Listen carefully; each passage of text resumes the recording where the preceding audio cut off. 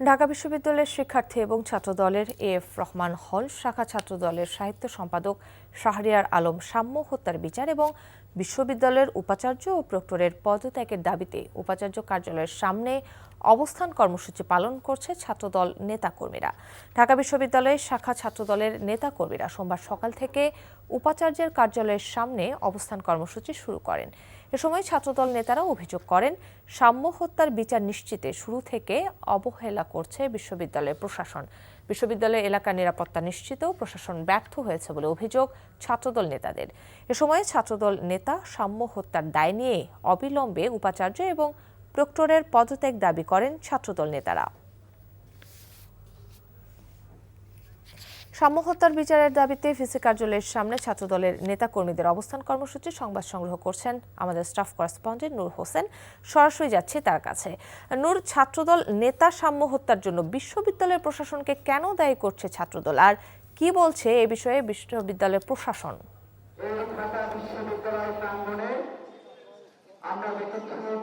কাকলি, ছাত্র দলের নেতাকর্মীরা ঢাকা বিশ্ববিদ্যালয়ের উপাচার্যের যে কার্যালয়টি রয়েছে রেজিস্ট্রার বিল্ডিংয়ে, সেই কার্যালয়ের সামনের যে প্রধান ফটকটি রয়েছে সেই ফটকের সামনে অবস্থান কর্মসূচি পালন করছেন। বেলা 12টার কিছুক্ষণ পরে তারা মিছিল নিয়ে রাজু ভাস্কর্যের ওখান থেকে মিছিল নিয়ে ছাত্রদলের ঢাকা বিশ্ববিদ্যালয় শাখার যারা নেতাকর্মী রয়েছেন তারা এখানে এসে অবস্থান কর্মসূচিটি শুরু করেন এবং তারা তখন থেকেই এখনও সেখানে এই প্রধান যে ফটকটি রয়েছে সেই ফটকের সামনে অবস্থান করছেন। তারা অভিযোগ করছেন, সাম্য যেদিন রাতে হত্যার শিকার হয়েছেন, সাম্যকে যেদিন রাতে মেরে ফেলা হয়েছে, তখন থেকে এখন পর্যন্ত বিশ্ববিদ্যালয়ের যে প্রশাসন, সেই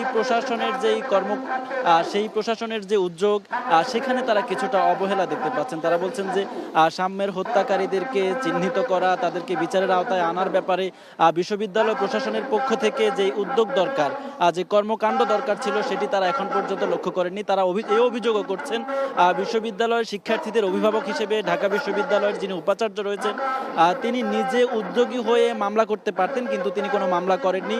কেন করেননি সেই প্রশ্ন বিশ্ববিদ্যালয় ছাত্রদলের নেতাকর্মী যারা এখানে এসেছেন তারা সেই প্রশ্নটি তুলছেন। তারা বলছেন প্রক্টরের পক্ষ থেকেও কোনো মামলা করা হয়নি, উপাচার্যের পক্ষ থেকেও কোনো মামলা করা হয়নি। কেন করা হয়নি সেই প্রশ্নটি তারা বলছেন। যারা এখানে আজকে অবস্থান কর্মসূচি পালন করছেন তারা বলছেন যে এজন্য এর আগেও বিশ্ববিদ্যালয়ে এই প্রশাসন দায়িত্ব নেওয়ার পরপরই একটি হত্যাকাণ্ডের ঘটনা ঘটেছিল বিজ্ঞান অনুষদের ওখানকার একটি হলে।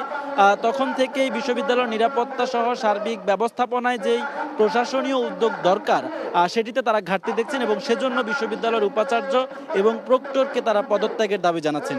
তাদের পদত্যাগের দাবিতেই তারা তাদের এই অবস্থান কর্মসূচি চালিয়ে যাচ্ছেন। তারা আরও একটি অভিযোগ করছেন যে বিশ্ববিদ্যালয় প্রশাসনে গত ফ্যাসিবাদী সরকারের যে দোসররা রয়েছে তাদের অনেকে এখনও বহাল তবিয়তে রয়েছে এবং তাদের বিরুদ্ধেও এই উপাচার্য কোনো ব্যবস্থা গ্রহণ করেননি। তাদের বিরুদ্ধে ব্যবস্থা নেওয়ার জন্য তারা দাবি জানাচ্ছে। কাকলি, ছাত্রদলের ভিসি কার্যালয়ের সামনে অবস্থান কর্মসূচির খবর জানাচ্ছিলেন নূর হোসেন।